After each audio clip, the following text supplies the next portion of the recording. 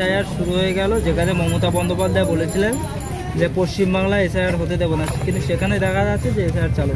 তাহলে আপনারা কেন প্রতিবাদ করছেন? আপনারা তো আটকাতে পারবেন না।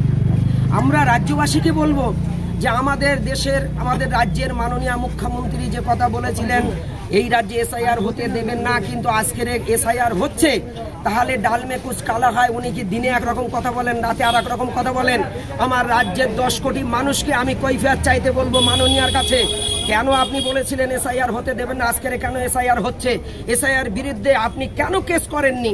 আজকের এসআইআর হোক, কিন্তু এসআইআর মানে এমন একটা ভীত সন্ত্রস্ত মানুষের মধ্যে পড়ে গিয়েছে। আমার এই 3 দিন আগে সন্দেশখালী লাউখালীতে একটা লোক, এক ব্যক্তি, তার নামের ভুল আছে, তিনি গলায় দড়ি দিয়ে মারা গিয়েছে। এ মুখ্যমন্ত্রী আমাদের সাথে প্রতারণা করছেন। কেন আপনি প্রতারণা করলেন?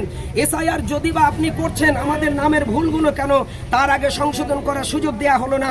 আমাদের ছবিগুলো একে অপরের ছবির সঙ্গে পাল্টাপাল্টি হয়ে গেছে।